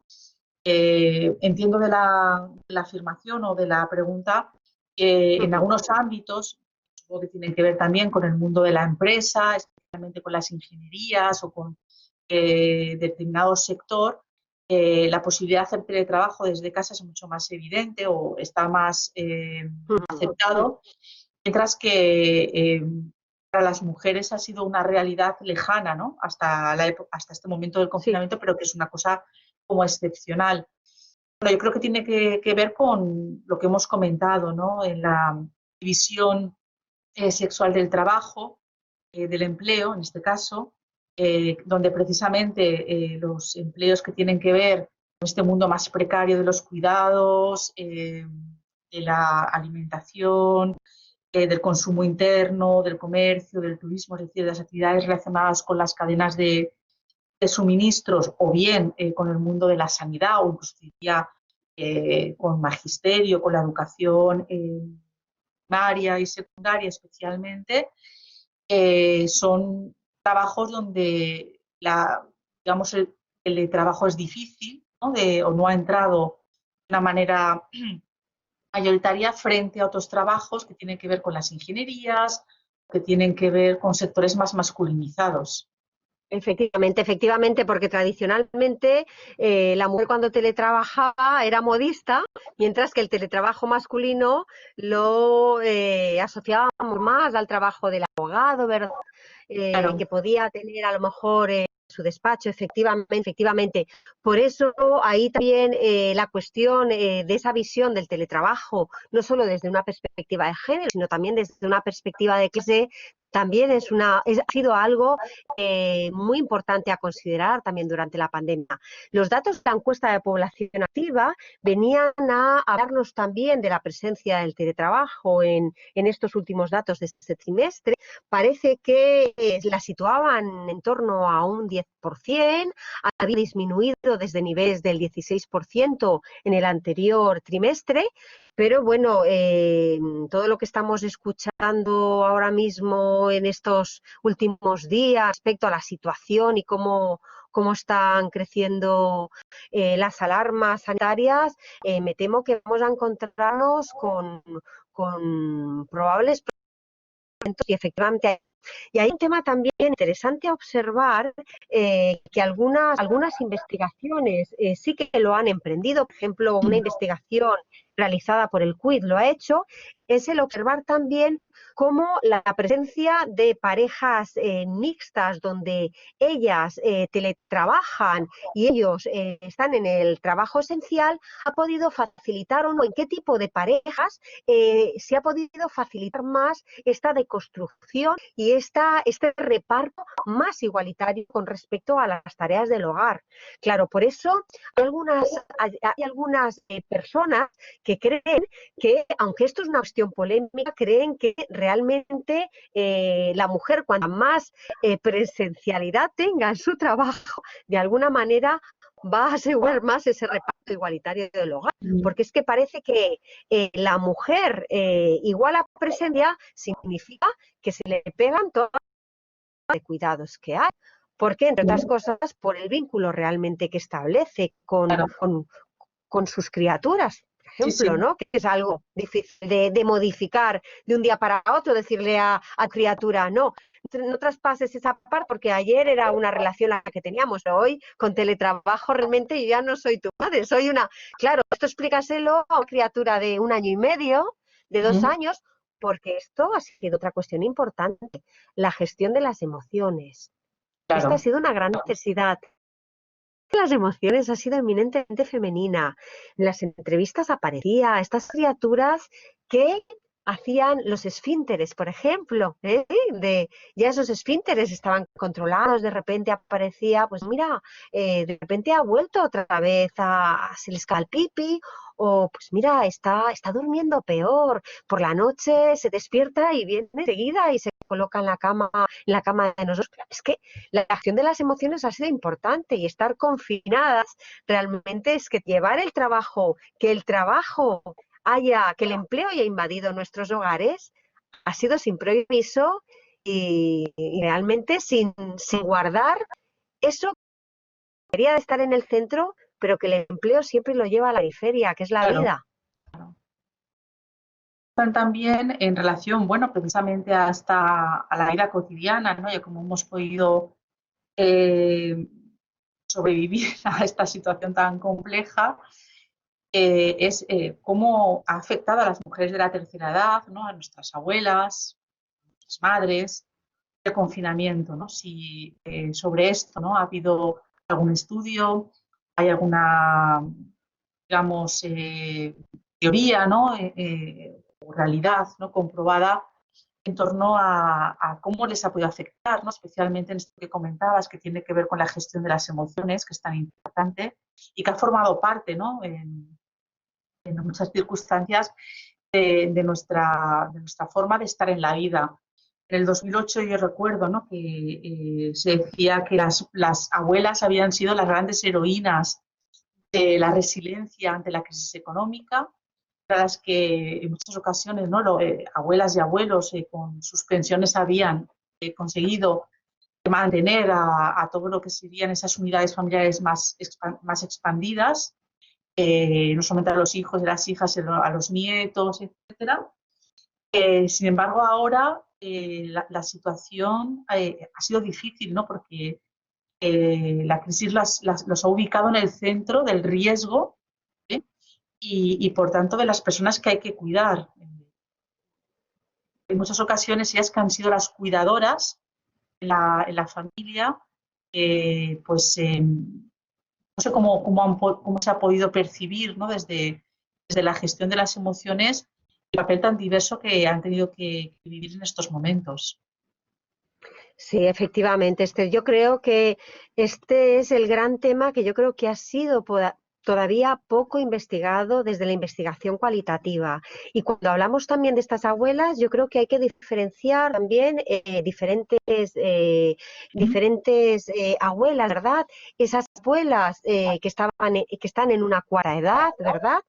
Que además hay que necesariamente, que todavía están suministrando mucho bienestar a las familias, porque cuando hablo de esta cuarta edad, de estas abuelas con más de 80 años, que todavía en su paella, que muchas veces nos fabrican alimentos, que se trasladan con los tupers a los domicilios. De hecho, esto era una realidad que aparecía en mis entrevistas. Estas abuelas que decían, porque claro, es que antes cocinábamos poco, porque es que además mi madre fabricaba los tuppers y venía cargada con tuppers que después iba, claro, ahora con la situación como hay, por supuesto que no puedo permitir que esto ha sido también otro incremento de esas necesidades.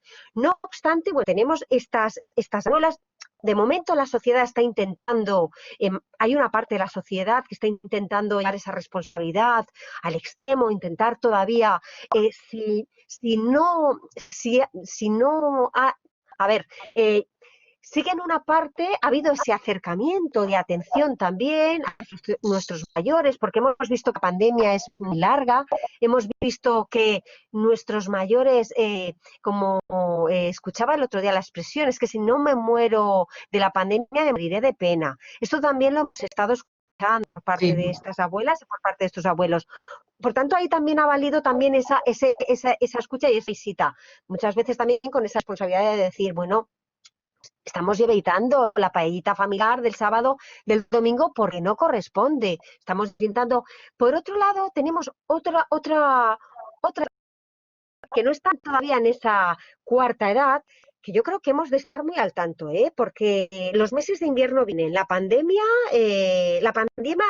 está pegando fuerte. Sí. Y yo sé que una parte de esas abuelas siguen prestando esos servicios a las familias, siguen prestando servicios a esas unidades familiares donde los todavía están saliendo a trabajar o están teletrabajando, pero que todavía están necesitando este soporte. Por tanto, yo creo que la familia extensa, volvemos a tener en las puertas de las guarderías unas abuelas recogiendo a sus nietas. Esta es parte de mi mirada oculta, que también tengo mis informantes clave que me cuentan qué es lo que está pasando. Y esto, aunque, y por tanto aquí también tendríamos que enfatizar, pero claro, ¿qué ocurre cuando ese empleo? ¿Qué ocurre cuando no solo deberíamos de reclamar corresponsabilidad dentro de los miembros adultos de la familia, que esta es fundamental, pero por otro lado hemos de requerir corresponsabilidad también a nuestras empresas, una corresponsabilidad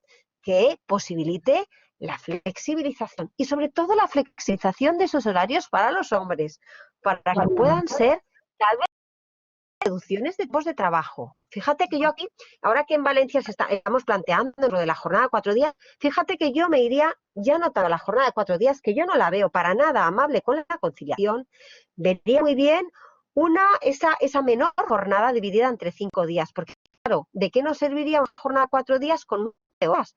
Que se impuso en algunas ocasiones por parte de algunos comercios, pues realmente poco favor realmente haría, pero esa corresponsabilidad por parte también de las empresas, porque claro, aquello que no se está pudiendo solucionar en la unidad familiar puede estar poniendo en riesgo a esa parte de sociedad, esos seres queridos que son los más vulnerables realmente. Interesante, ¿no? Aquí también nos preguntaba Lola que si realmente se está haciendo algún estudio sobre la tercera edad y esta nueva realidad, cómo va a afectar, ¿no?, socialmente desde una dimensión social la crisis actual, ¿no?, de la pandemia.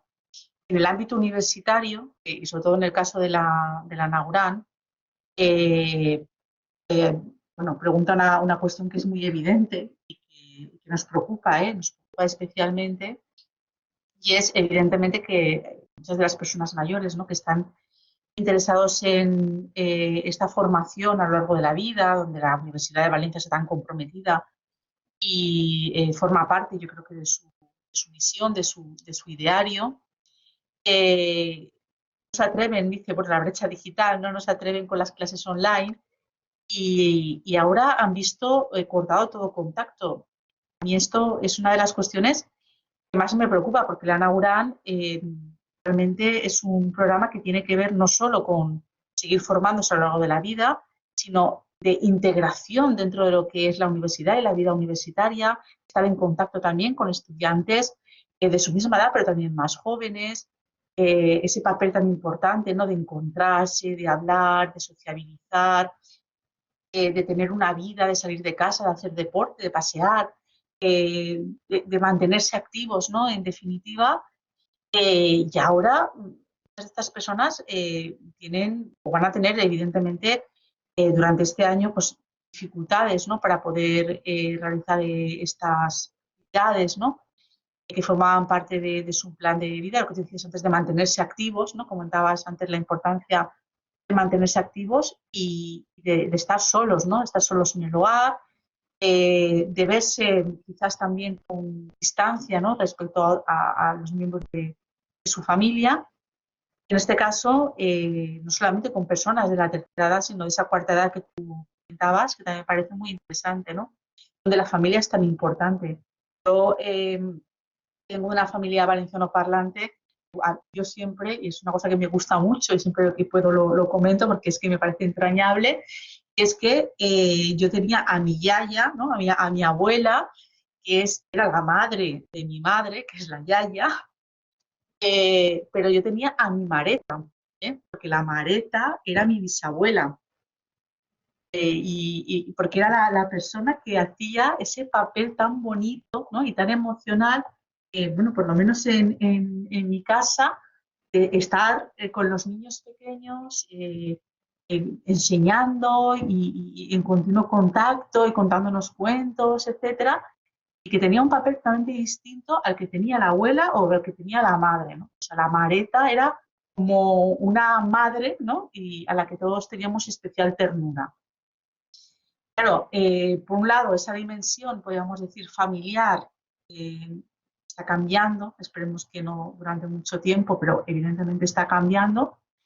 Pero por otro lado, desde el punto de vista de la actividad, ¿no?, en lo que supone la universidad, pues también, ¿no?, hay una transformación y cómo esta soledad, ¿no?, quizá no está tan presente en nuestras sociedades, están más presentes en otras sociedades, especialmente en el norte de Europa, donde las personas mayores están muy solas o muy aisladas del ámbito familiar. Pues esto realmente, claro, es una cuestión de cambio de paradigma y que no sé si se está iniciando algún estudio en relación a este tipo de cuestiones. Yo, bueno, respondiendo a Lola, ahora mismo no conozco ningún estudio que se esté realizando sobre estas cuestiones, pero probablemente pueda existirlo, pero parece fundamental. Me parece, como te he dicho antes, creo que el observar a estas personas creo que ha sido uno de los grandes vacíos, porque hemos tenido mucho también esa preocupación por conciliación, pero yo en esa preocupación por las cargas y por la conciliación, me ha parecido que ha hecho más falta el observar también la atención a estas personas mayores. Con respecto a la necesidad, la Naugran, bueno, la Naugran, yo he sido docente en la Naugran y para mí ir a la Naugran es ir a jugar al patio del recreo. Es un lugar donde yo entraba y podía entrar con 1000 pesares por haber tenido muchísima carga de trabajo y entrar cansadísima y salía revitalizada porque la náugra es una actitud, es una manera de estar en el mundo. Es, pues eso, entonces yo creo que hay que luchar por estos espacios. No sé, tal vez tendremos que crear espacios libres de COVID, ¿no? Como pasa en algunas plantas de los hospitales, donde extrememos esas medidas. Pero yo creo que hace falta tener esos espacios. Es como nos encontrábamos durante el confinamiento y cuando salíamos de ello, que se reiniciaron los colegios, no reiniciaron sus aulas. Hay que intentar mantener las aulas abiertas, hay que intentar mantener también estos espacios libres de COVID.